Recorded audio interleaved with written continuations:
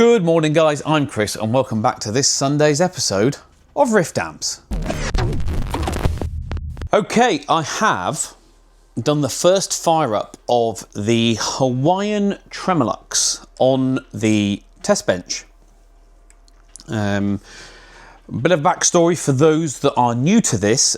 This is quite an unusual amplifier which was owned by a friend of the channel, Noisy Josh, and he has sold it privately to one of my good customers. And what they arranged to do was to have the amplifier, or Josh brought the amplifier here. I was to go through it, do a couple of little jobs on it, and then then forward it on to my customer. Do you remember we did the whole look around of it? It's a black panel amplifier that was in a factory brown head shell. Really interesting. Now Josh bought it from a customer in Hawaii, hence why we're calling it the Hawaiian Tremolux. And it's been in pretty rough condition. So I've been going through it, doing various bits and pieces on it. Now that we've looked inside the amp, we can see it's had various work done in the past, both of good quality and of poor quality. The new owner of the amplifier has decided to do a combo conversion on it. So he's going to keep the original head shell safe, etc, etc, but do a combo. He wants to run it as a 1x12 combo, which, do you know what, I actually think is a pretty cool idea. I think he's going to run a Celestion Alnico Cream speaker, but that's 8 ohms. Now this Tremolux was 4 ohms, but it has had a replacement unit, which we found with an official Fender replacement unit at some point in its life, which we found in a Fender catalogue, but it's not the best quality. It's not the same build standard and tone as the original transformer would have had. Now the thing is, this has got a 4 ohm tap on it. Now the customer wants to run, as I said, it's combo conversion, and the speaker he's got is 8 ohms. So what we did is we've had Modulus wind one of his Tremolux output transformers, a 40 watt unit, but with an 8 ohm tap. So this is now an 8 ohm output unit. So I've replaced that transformer, made all the various changes internally for that to happen. As you saw from the ASMR video, I redone the filter board, all new components on that, fully cleaned it, checked it all out, rebuilt it, installed that. Same with the BIOS board. I've done loads of work internally inside the main chassis. It's still pretty grubby, but and I've been working my way through it, doing various checks, but I've now got to the point where I can actually fire this thing up and see what it's doing and see what further work is required. And so that's the kind of point where we are. Now the customer supplied to me, the new customer supplied to me a pretty cool set of valves, an original Mullard GZ34 rectifier and a pair of Tongue Sol 6L6 WGBs, aka 5881s. All new old stock or vintage valves. So I've now, and it's got a nice lineup of preamp valves as well. So I've now fired this thing up and it's running, and it's pretty quiet. It's in a good way in terms of hiss and hum, right? The other thing I will say is some of the work internally. The left channel is standard black panel Tremolux, but the right channel was converted by someone previously to be a blonde Tremolux channel, including the conversion of the tremolo circuit to the bias tremolo type rather than the optocoupler as found in the black panel amps. So it's not a stock amplifier at all. We know that, we understand that. Kind of customer wants to keep it that way. He likes the idea of having 2 different voicings in the amplifier. So I've now fired this thing up on the bench, gone through the whole procedure, done my voltage checks, 6L6 WGBs or 5881s have a maximum plate dissipation of 23 watts and not the 30 watts as most of you will be used to from a 6L6 GC. So I've currently biased them roughly to about 70%. We will do it properly on the scope, but just on the CompuBias, got that plugged in there just to give us a kind of a starting operating point. That way I could check all everything inside was correct. One thing I will say about the output transformer conversion is usually in a Fender amp, your two anode wires are brown and blue, and if you're looking at it from the rear of the amplifier, the blue goes to the right hand valve, V5 in this place, and the brown will go to V6. That's usually the way Fender did it, but with this transformer, obviously the winding orientation is different, and so they were reversed.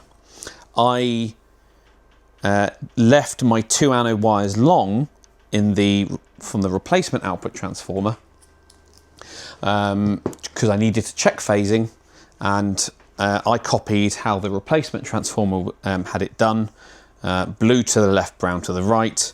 That turns out for this transformer is incorrect, and this transformer is wound as Fender usually did them, brown to the left, blue to the right. All right, so the wiring of that is now correct, but it needs to be tidied up. I've gone through and done what you would call foundational work. As I always say, get your power supplies right, get your heaters right, get your bias supply good, get a strong foundation, and then you can do everything else on top, build everything else up on top of that. So anyway, we're now up on the bench. It's been running for about an hour. Everything is nice and stable, and in terms of voltages, and I'm now injecting. We'll start with the left-hand channel, the black panel channel, as it were. At idle, we're currently pulling 81 watts out of the wall. So I'm going to inject my signal into the front end, a 1 kilohertz, 150 millivolt sine wave. Treble and bass on this channel currently fully counterclockwise on 1 or is it 1-0, whichever way you want to look at it. And if I advance the channel, you can see we get a lovely sine wave on the oscilloscope. So we'll just back it down till it's clean again. Maybe there. And you can see we're currently doing 17, well, it's flickering between 17.2 and 17.6, what is it, 8.6 volts output. So we'll call it 17.5 volt output into 8 ohms. So 17.5 squared divided by 8 ohms gives us 39.3 watts, and it should be a 40 watt amplifier. Can't really get much closer than that, can you? Excellent news. So I'll just show you the treble control works, and the bass control works, and our bright switch works. So that channel is outputting wonderfully. Quite happy with that. So we'll come out of that channel and we'll go into the second channel, the right hand channel, the one that's had the blonde Vibrolux conversion done to it. And we'll do the same test. We'll bring up the volume control to the point of clipping. We'll back it back down, and we're getting 17.5 volts output. And you'll see it looks as though ever so slightly the sine wave is throbbing like a tremolo, and that's because it is, because this amp does have tremolo. I've currently got it on the lowest intensity, but if I bring the intensity up, you can see she throbs away, and I'll bring the intensity all the way up to 10 to maximum, and you can see that's got a very, very slow minimum throb. If I advance the speed control,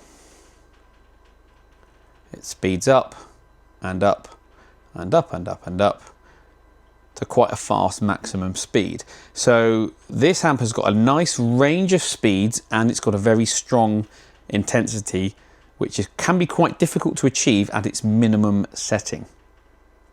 We'll just turn that back off. So both channels are working great. We've got our output transformer phasing right. It's got negative feedback, so if you get your phasing wrong, you do get screeching. Or if it's a Princeton or style amplifier, you get a low hum. So the amplifier is running great, got a new mains cable on it. I'm going to leave this burning in for, it's 4 o'clock in the afternoon now. I'm going to do it for, I'm going to give it another hour, come back, double check all of my measurements, make sure the bias hasn't shifted one way or another. No, tell a lie. I'm going to come back, then I'm going to set the bias using the signal generator method, the way I always prefer to do it. And then we will heat cycle the thing overnight, turn it back on in the morning, give it another couple of hours. Then I can start doing my listening tests. But I'm telling you now, this amp is very quiet. Despite the condition of it and how dirty it is, it's a surprisingly quiet amplifier. Very little hiss, very little hum, no pops and crackles. So this is a good thing. I'm really, really happy with the way this thing has turned out so far. I've already drilled the cabinet. So once all the chassis work is done, it can be reassembled into the cabinet. The customer hasn't sent me the speaker, so I won't be able to hear this amplifier through its intended speaker, but I've got test speakers that I can certainly hear this thing through and check everything out as well. But yeah, really happy with this so far. Hopefully I haven't waffled on too much, but as you can see on our, oh, actually that's a good point. Does the tremolo work on this channel? Yes, it does. Of course it does, it's bias tremolo. You can tell it's a Monday. Right, well there you go. Good news, good job. I'm very happy with that. Unless anything else shows up on this, or I think of anything interesting, I will call this one complete. Right, back on with the Mallard. Do you remember it was making that weird buzzing noise when I was testing it on the bench? Now I've had the amp back apart, and I've gone through. I found some really interesting solder joints on the EL84 valve socket. So 2 amps in a row now with dodgy heater wiring. Anyway, I've reassembled it all back together. I've added a dedicated speaker out, and I've put the I'll put a plug on the speaker jack now, so it makes disconnecting everything much easier. I fired it up, not on this bench here, where my test bench, but on the centre bench that you sometimes see me do stuff on. And the buzz is there sometimes, and it goes away, and it comes back, and it goes away. But what's really interesting is when the buzz is happening, the speakers on my computer at the other side of the workshop buzz as well, which is a clue, right? So it's a grounding issue. I brought it back over to this bench, which incidentally uses a different ring main in the building to the computer and the centre bench in the workshop, and it doesn't buzz at all.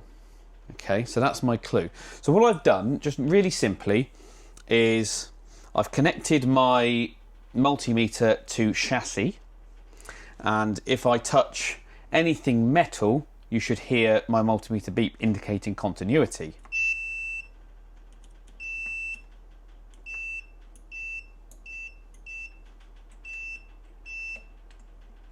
So all of these things connected to chassis ground, right? But watch this. Here is the mains plug, and bear in mind I've verified that the earth connection inside the chassis is also connected to, or also has a proper connection. But if I come along and touch the earth pin, there you go. I'm getting an intermittent connection there. There you go.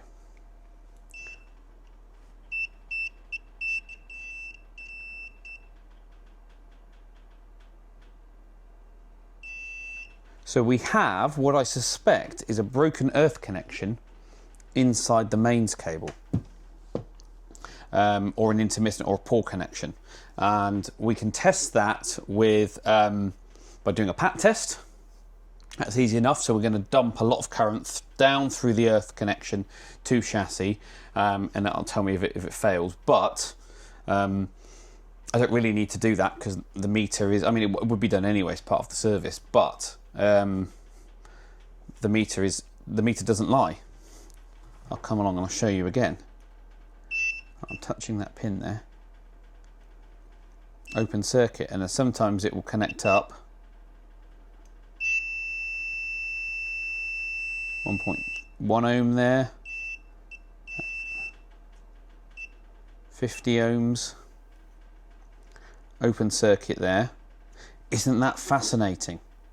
Now, I don't know how old this is, I haven't opened this plug up yet, but I'm simply just going to go ahead and put a new mains cable on it, do it all properly, make sure this amplifier is good and safe anyway. But isn't that fascinating? Things you don't normally expect, or you don't normally check, or you wouldn't expect to check. But this is why I bang on all the time about mains connections, earthing, making sure the amplifier is safe, making sure the amplifier is good. Don't assume, always check. But that buzzing, especially on one side of the workshop and on a different ring main than the other, has given me an indication as that there is an earthing issue with this amplifier. Bear in mind, here in the UK and Europe, we treat earth and ground as different things, but that's 100% proof that there is an issue with the safety earth of this amplifier, and therefore it's dangerous and it needs to be fixed. Right, power cable removed from the amp, and I've just so it's now completely removed from the chassis, from the amp, everything out, and I'm just doing an ohms check between the earth pin and the green and yellow on the other end of the wire, and there you go. 46.9, 47, 46.8, 46.9 ohms. Right, it should be zero, it should be a direct connection. Isn't that amazing? So there you go, absolutely fascinating. Let's get this new cable on the amp, and our problems should go away. Right, new mains cable installed, all back together, amp is on, and absolutely no more buzzing through any speakers that I can hear, which is good news. So that's all now done now. The amp is finished, nothing else to do on this. I think the customer will be really pleased. Got its tremolo working. We fixed the tone control on the second channel. Sorted out some dodgy bits and pieces inside. New mains cable to fix the buzzing, and it's all done. So yeah, thumbs up. But what an interesting repair. I thought you'd enjoy that. Yeah, let's move on with the next one. Okay, next day on the Tremolux, the amp's had a full heat cycle, fired it back up, all running great. I was just giving it a play test and wasn't quite happy with the overdriven tone. Quite fizzy. And one cause for that often is when somebody runs a 12AX7 in the phase inverter rather than a 12AT7, which these things, which that circuit is originally designed for. Sometimes you might want to do that if you're after a particular tone or sound or whatever, but in this particular amp, it came with a 12AX7, in that position, so that's what I put back in, and it wasn't quite there. So what I've done is I've dug out from my stash an old Raytheon 12AT7 that I have in stock. There it is, sorry. So I've now put that in there, and it's completely transformed the amp. The cleans are nicer, the overdriven sound is nicer, the compression is nicer, you get more sang and bloom. It's just better in every aspect, to be honest. I know I'm not using the best terminology here, but it's moved the amp closer, or what? Not even closer, it's made that final step to getting the amp exactly where it should be. It was just a little bit further away before. So yeah, that's really all it needed. That was the AX7 that was in it, a reissue tongue sole.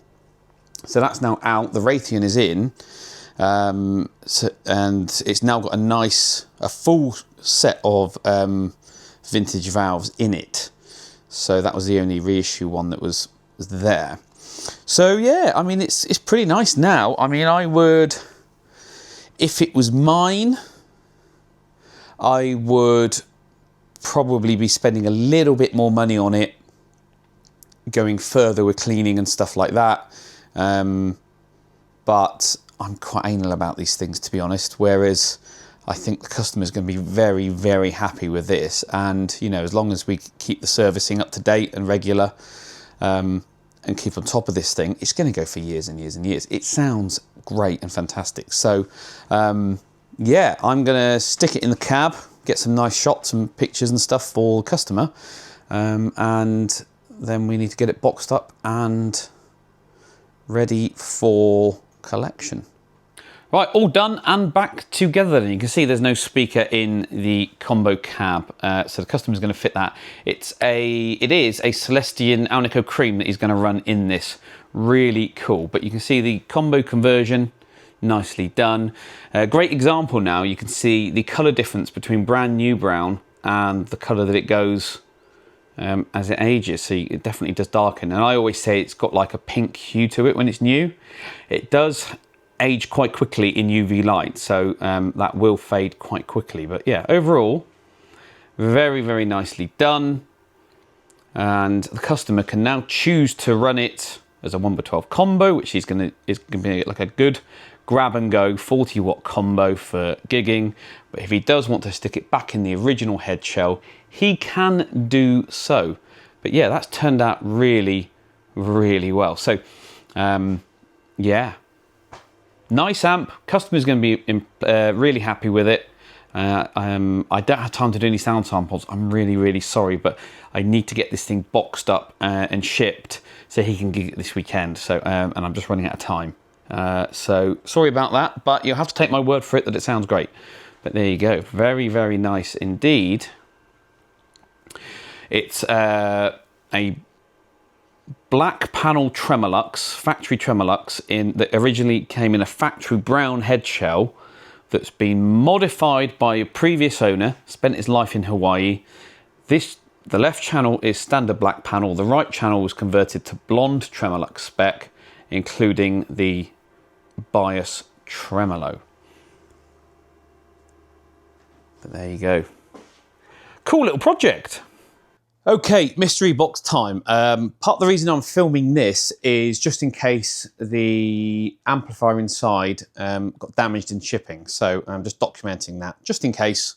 I do this with every amplifier that arrives, although I have had quite a few amps arrive and they've been damaged in transit. So I am putting a brief hold on receiving anything by shipment, just for the time being, because it seems to be damage your amplifier season. So yeah, it's an absolute nightmare when stuff turns up and it's got damage in shipping, because obviously we don't want that for the customer. It's going to be extra for the customer to deal with, whether they claim on their insurance or just cover it out of their own pocket. It's a bit of a nightmare, etc. You know the score. But anyway, if the amplifier inside is damaged, then we've got proof of how it's been shipped, how it was packaged, what's inside, the condition of it as it's arrived, and then that's just all documented, really. So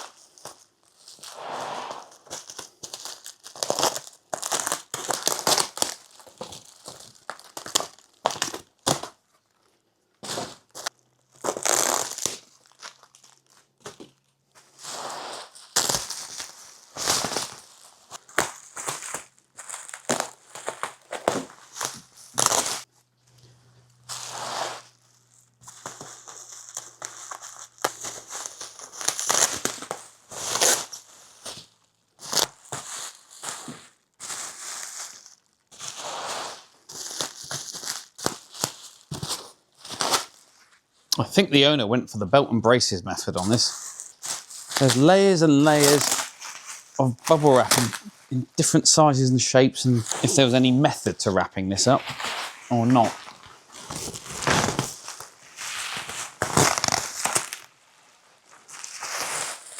It's not a particularly... There we go, right. Well, I'm sure some of you have worked out already what this is, but for those that haven't, we'll do the big reveal.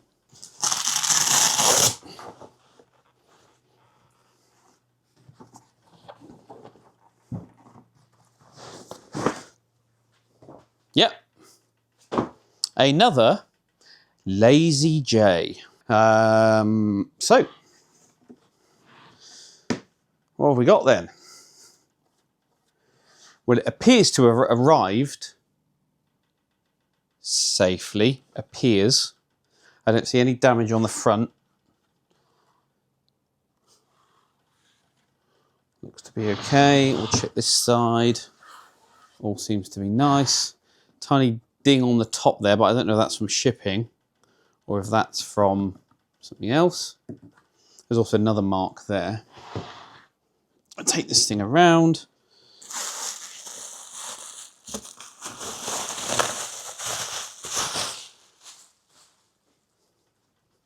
You can still see? You can.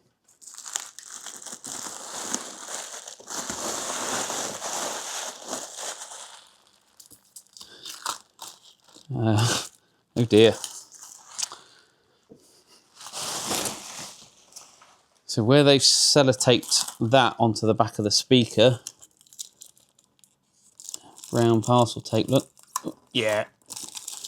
You have to clean all that off. So reverb model, got the reverb unit in the back. Can you see? You all see all that?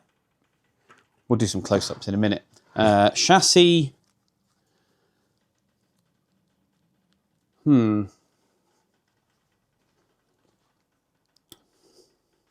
I think we do have some shipping damage. I hope not, but we'll just you can see how the back of the chassis here, it's done that. That's usually a sign that it's taken a big drop and the chassis itself is bent. We'll know more once we pull the chassis out and pull the back panel off. But I think it's had a drop. Which is one of the reasons that I always put an extra support bracket on the power transformer with an extra bolt there just to support the chassis. Even though this is a cold rolled steel chassis, the weight of the transformer can, you know, if it's dropped suddenly, it will bend the chassis, so you have to be careful. There's the reverb unit in the back. We'll have to check that out and go from there.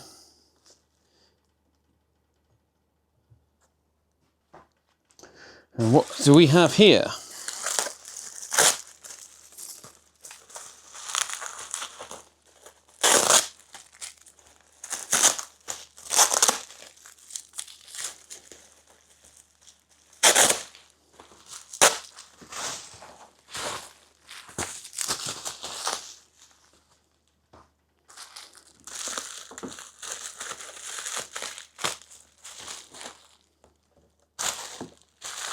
Okay, so we've got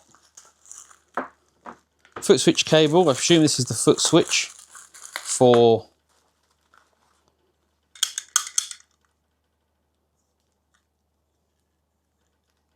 the reverb. Got a mains cable here. Lazy J 20 UK 14041. It's got an EU plug on it, which means it should be built to EU specs. Do we see any of the correct EU markings on this unit? Is it CE marked? No.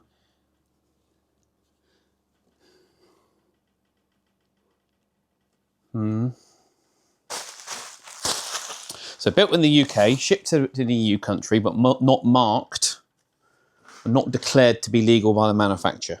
Interesting. Okay.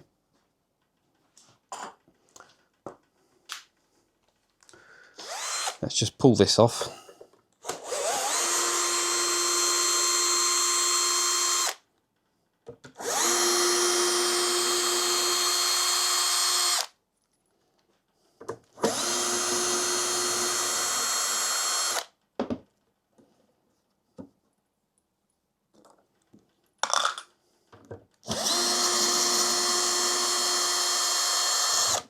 he normally has a ground wire going from the shielding on the back panel of these to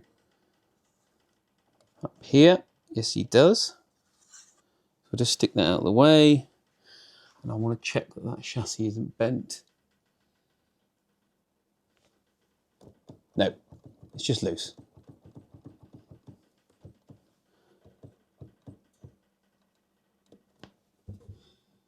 Yeah, it's just loose.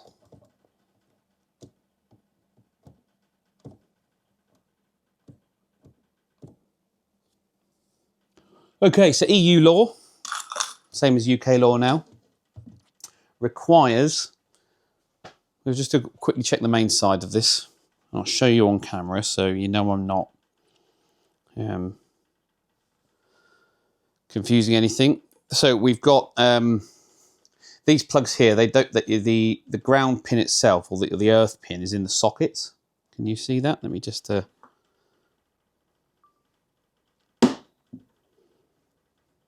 So the ground pin in European sockets is... So the earth pin, sorry, is in the socket itself, not on the plug. And that's what that connects to. But the rules are still the same. We've got a captive mains cable, so we need to follow the rules for captive mains cable, which means that this is not our disconnect device, the on-off switch is. So it needs to switch both the live and the neutral. So we'll follow the mains cable in. Got one level of strain relief there. Good, excellent. One level of strain relief there, internal or on the chassis. Good, okay, that's good. Our safety earth should go to a separate point dedicated to itself that serves no other purpose. It does not, it goes here, which is also supporting this unit here, so that's illegal and it's not marked as a safety earth point. The live and the neutral should be switched at the same time. Well, the neutral, the blue wire comes in to this tag strip, straight to the transformer connections, I would assume on that, yeah. Whereas the live, the brown wire, comes up to the back of the switch, which is not protected, so it should have some sleeving on there. At least he's gone to the right part of it. Then from there onwards to your on switch, and then back to the primary side of the transformer. So the mains wiring is illegal in this amplifier. No wonder he hasn't declared it to be legal with the correct markings. But now you know, that's where we are. Apart from that, what else do I see? Well, this B plus rail, that dropping resistor's got hot. You see it? There we go. If we see anything else, all looks pretty standard, to be honest. Because it's got the reverb unit, it has to get high voltage to this unit, B plus. This is in for the full works. I'm going to talk to the customer, see what they want to do. But I think we're going to at least do the transformer. Has it got the fan on the back? Yeah, there's the fan. So we're going to put one of my special transformers in it. I think we're doing the full works with a new board. Spider's webs. We need to, if not, we'll at least fix the issues that are on it. Hopefully the board isn't conductive, but who knows. Need to fix the mains wiring, make sure that's all legal. That's loose.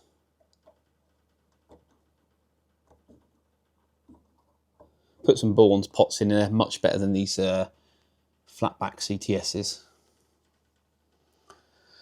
Okay, so a Lazy J20 all the way from France, in for the full works. Looks like it's arrived safely, so customer will be pleased. We have to sort all this stuff out, and we'll go from there. Okay, so before we go any further with this, we'll just get some baseline measurements. I've powered this thing up. It's warmed up now. It's been on for about 10 minutes. It's got quite an impressive ground hum, this one. As I show you on F&T plot, I'll have to shut up to stop this moving because it is also picking up my voice.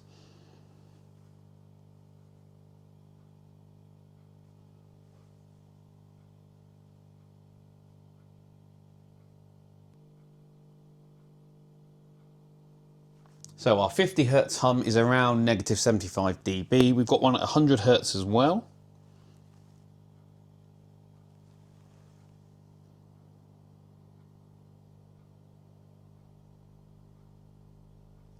around negative 67, negative 68. So that's the harmonic of the 50. We've got one at 200 as well.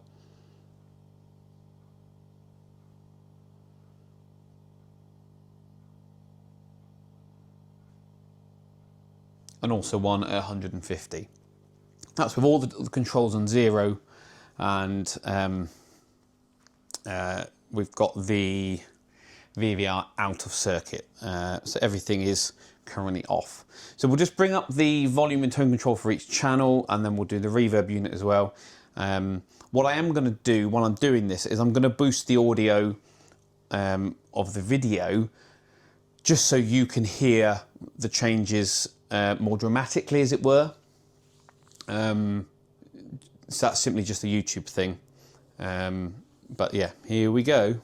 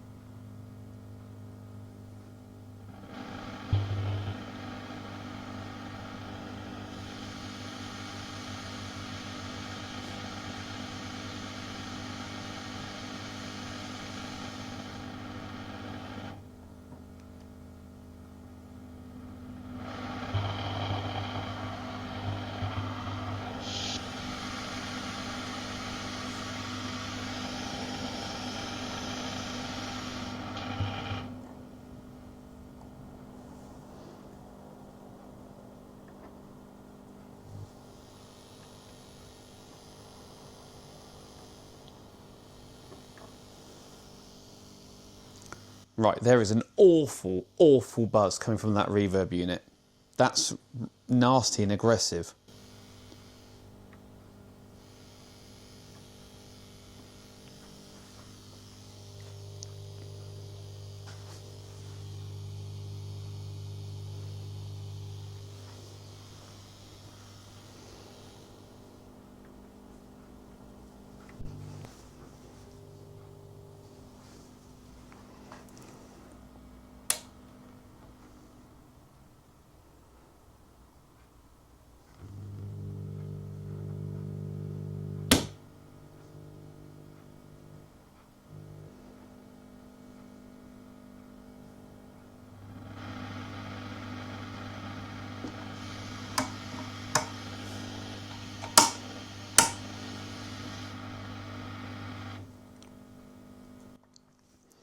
Okay, so that's our baseline measurements for this particular J20. And then what we'll do is, once we've done all of the work that I'm going to do on it, we'll redo all those tests, we'll retake the measurements and see what sort of improvement we actually get out of these. But this is, that mains hum is arguably the worst one I've heard so far. So it's not a healthy amplifier. We need to get this sorted. The other thing I've got going, as you can see, I've got my multimeter here. Just got the negative end connected to chassis. I've lost my other crocodile clip, so I've just used a test lead. But you can see, touch the other one to chassis, and that's there. And we're just going to quickly test if this board is conductive. So we measure B+1, 396 volts, and if I measure next to the eyelet,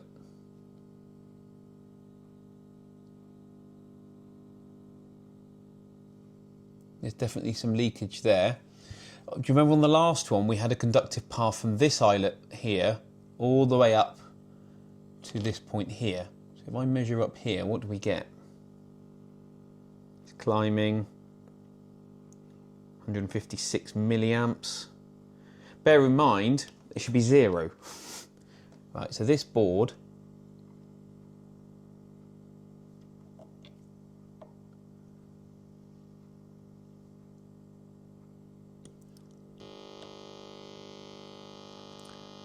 is conductive.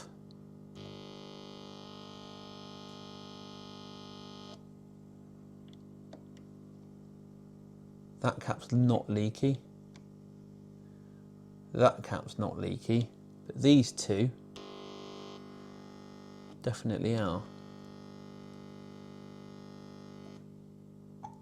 Well, that's a shame, but there you go. We have got a conductive board, so that's not going to improve, and that's not going to get better.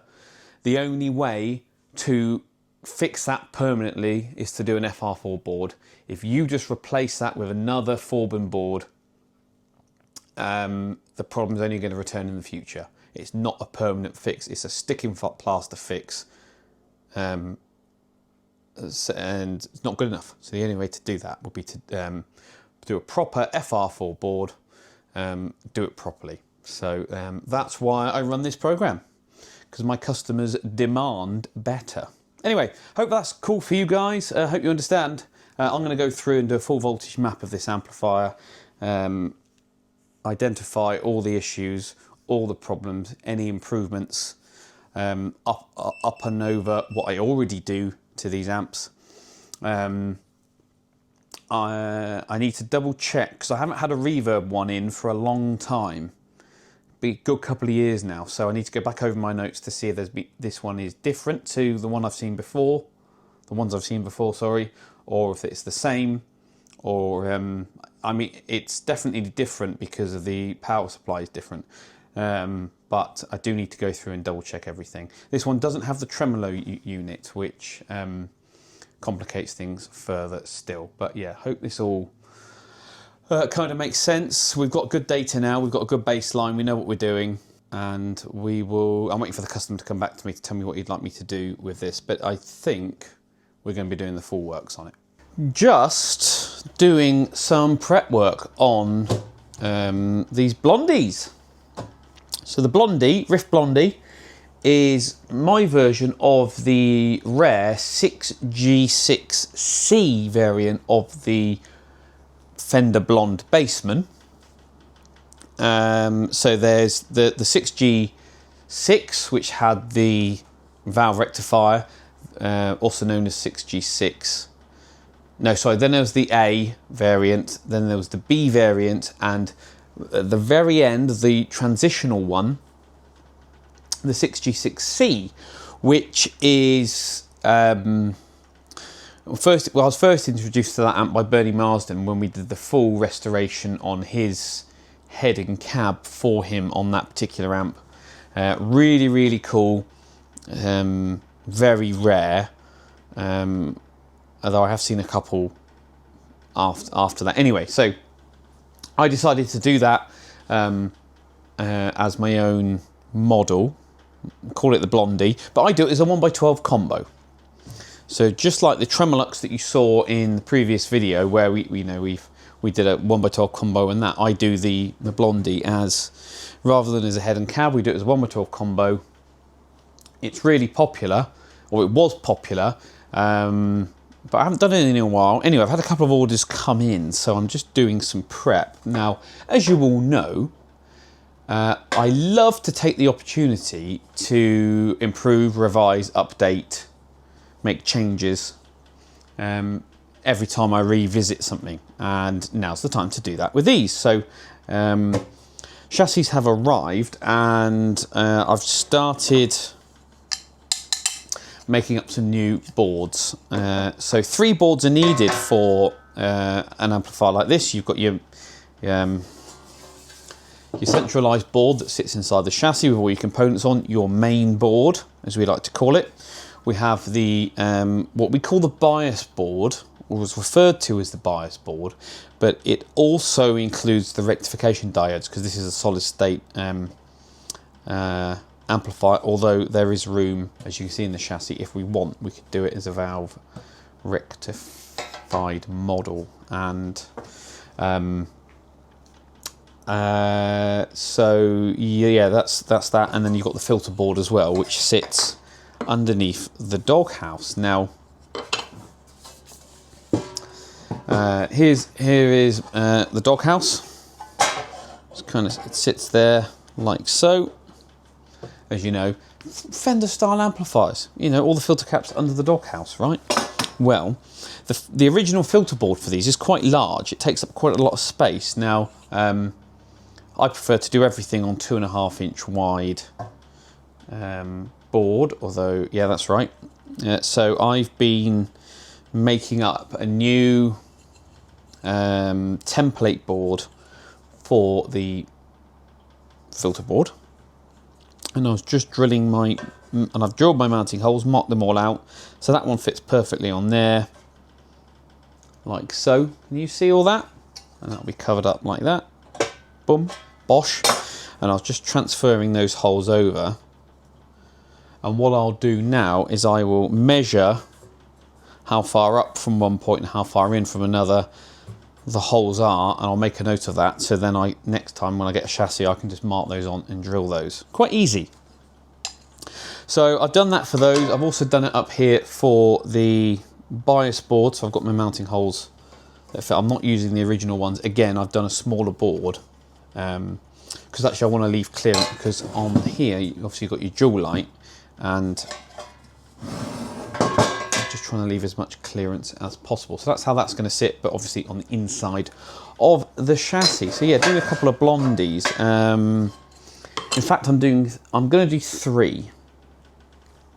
I'm going to do 2 of them standard spec, but then I think I'm going to do one with a valve rectifier. We'll see. We'll see. I can't remember how many I need to build for customers. I should check this stuff before I start filming, shouldn't I? Anyway, but yeah, 6G6C blonde baseman. I call it the blondie model.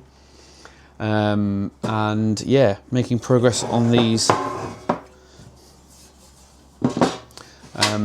chassis, doghouse, boards, etc, etc. Just building another Ainsley signature, as I always am. You know the score by now. There's always one on the go. I've got 4 on the go at the moment, haven't I? Anyway, you know my long-standing quest for pliers to replace old faithfuls here, these yellow-handed cheapies, which are just perfect. And do you remember somebody recently sent into me? Well, that's not sitting straight. Hold on. A set of pliers from America. Now, one of them was these ones that have got this this curved nose to them. Curved nose, curved end. You know what I mean. They are incredible to work with. So these pretty much tick all of the boxes that I'm after. They're the right length, not too long, not too short. They've got the return spring on them, so they're naturally open like that, which I love. Same with these. The grips are nice. They're not the best grips in the world, but they don't need to be. They just need to be comfortable, which they are. And the best thing about them is that they are, the level of grip on the inside isn't too strong. That's the problem with some of the Knipex stuff, is they're too grippy, and especially when you're working with components, you want to be able to slip and slide a little bit, right? These are amazing. These are, and I'm just installing the pots in this chassis, and 1 meg. They're just so easy to use. They are perfect. I am so impressed. So yeah, I just wanted, I can't remember the chap's name who sent them to me, but he also sent me that spare set of transformers. No, spare set of boards, wasn't it, for an amp. Whoever you are, amazing. These things are incredible. I need to order some more because I want backups and spares of those. Absolutely wonderful. Anyway, I'm just getting these. I've done it again. Keep forgetting to put the flat washers on.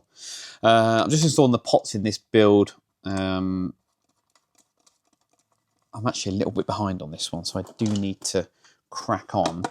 I've managed to get a load of repairs done and out of the way to free up some time for building.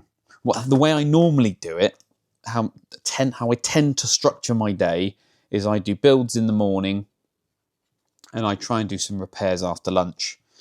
But builds always take priority, but often it's if I'm waiting on bits or parts or whatever, when something arrives and it's urgent, that gets priority. So I don't always manage to stick to my schedule, as it were, right?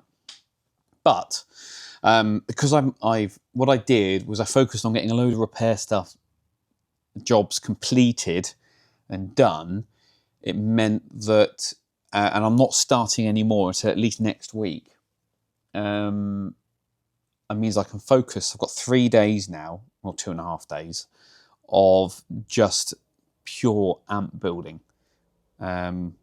which is great. I love it because that's what I love. I absolutely love building amplifiers and just getting stuck in. I've got some music on, not right now because I've stopped it because of YouTube, but I'm just here, got the music on, building amps, going through the little process, and just having a great time.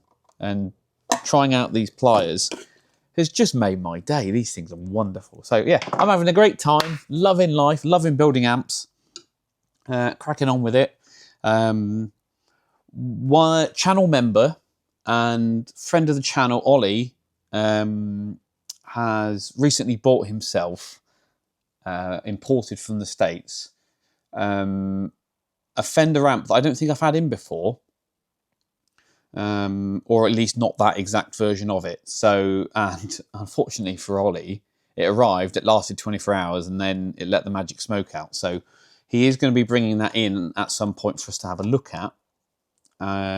So I'm sorry to hear that, Ollie. I know you're looking forward to that amp, but we will get it fixed and sorted. And of course, I'll show you guys on the channel what it's all about, what we find, etc., etc. But yeah, that's I won't say any more at the time being because it's as I said, it's a new amp to the channel, new amp to me in that version and that specification. So yeah, really looking forward to having a sniff inside. Also, I've had a couple of emails from people who are interested in my 100 watt black panel Bassman build, and they want one too. So if you have emailed me and I haven't got back to you yet, that's deliberate. I will acknowledge your email, of course, but I'm not going to be putting any pricing on anything like that because I need to build one first, my own one, see what it sounds like, see what it plays like, do my proof of concept, and then if I like it and it works and I think it's good and saleable as a Rift product, then yeah, we'll do that, I think. But yeah, I've had quite a few inquiries from people who are really interested in that. So yeah, who knows? We'll see how it goes. Anyway, thanks for getting in touch. Thanks for the pliers. Thanks for everyone who just sends work into me. I'm nice and busy. I'm cracking on. I'm having a great time. And yeah, what a great August we're having. I know I bang on about the main supply wiring in guitar amplifiers or any mains powered appliance all the time. And I know some of you get sick of it, but there is reason for it. It's because it matters. It's important. The mains wiring has to be perfect. There can be no shortcuts. Whether you're a manufacturer or a repairer or just a home hobbyist, if you don't do it properly, you are putting yourself, your family, other users, your house, risk of fire, everything at risk, right? Because you're cutting corners. And also morally, it's not right as well. If you're sending stuff out in the world that's not right, I'll see you next Tuesday. But, and I want to show you why I bang on about this, because this is sort of stuff I see all the time. I am a member of quite a few Facebook groups, right? And, for guitar amp building, repair, all that kind of stuff. Because, there's a wealth of knowledge out there, and sometimes somebody will come across something that you haven't seen before or you don't know. And it's, it's always helpful to pick up tips. Anyway, some guy's just posted what he's calling a hack, a really clever hack for his amplifier.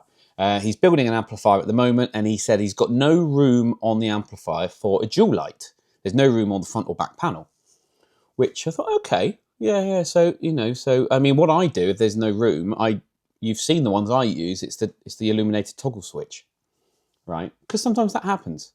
He's gone a different route, and this will kill somebody, whether it's him or a user or a member of his family when his house burns down, because it will fail eventually. But I've got to show you this because it highlights my point perfectly of why some people shouldn't be doing this sort of work. Right, here we go. This guy said there was no room on his chassis for a dual light. So his only option was to drill out the mount of a C14 socket and put a 6-volt LED there. Oh, that's quite clever, you might think. No, because C14 sockets are only legal and safe when they are fixed according to their approval, right?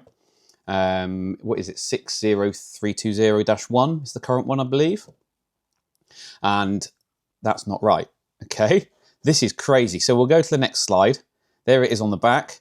So he's got one mount there, which at least he's got a lock washer on it. Fair enough. At least he's got a lock washer. But here it is. I mean, lovely soldering. But, you know, there's a spring washer there. That's not the approved way of mounting that. Eventually, that's going to fail.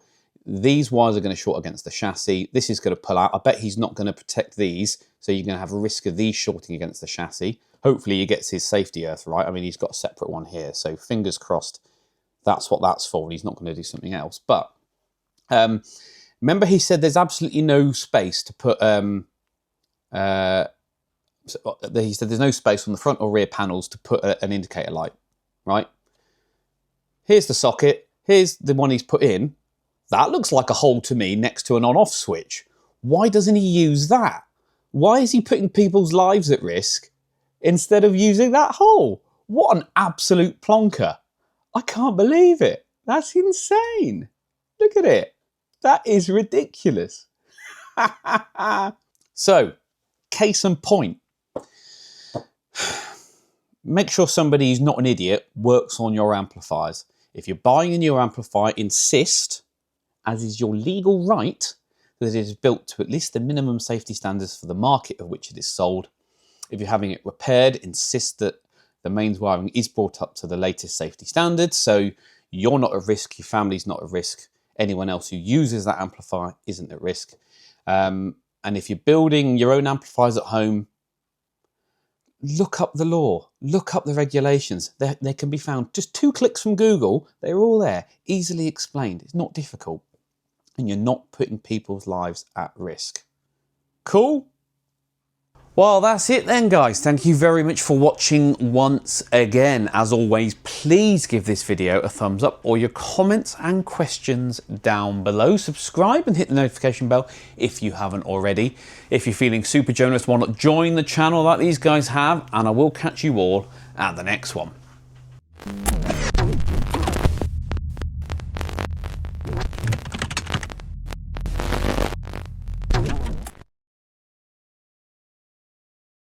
Okay, so following from a comment, which I'll put on the screen now, about the VHT Special 6 and its dual light, which appeared to be pulsing on and off on the video, but it doesn't do that to the naked eye, which is really interesting. Now, I think it's a camera problem, but we're going to test it. So I've got 2 cameras rolling on it now, as you can see, and to make sure that you all know what's going on, we have the kitchen timer going so you can see it's the same, 2 cameras running at exactly the same time.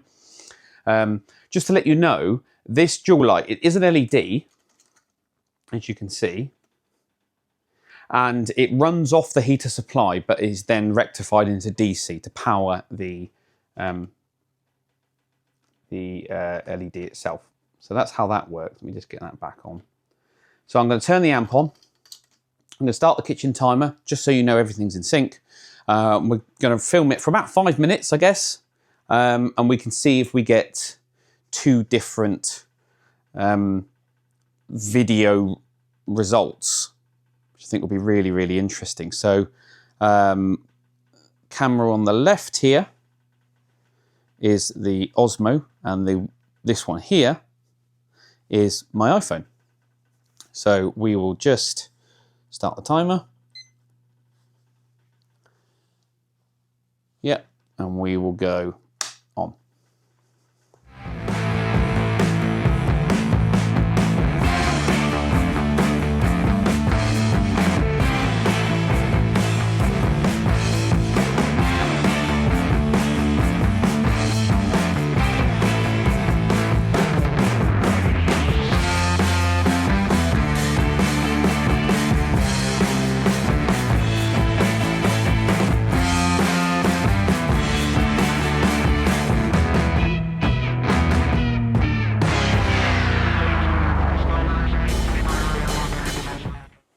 Okay, stop it there. So I could definitely see on the display of the Osmo camera, this one here, I could see the LED fading in and out. Couldn't see it with my naked eye and couldn't see it on the iPhone camera. So that's 100% proof that it is camera trickery, and it must be something to do with the frame rate and the shutter speed and just something along those lines. That's the only explanation I can really give, but that's proof. But there you go. Really, really interesting. Hope you all found that acceptable as this week's bonus footage. But there you go, yeah. Weird stuff that happens on the bench.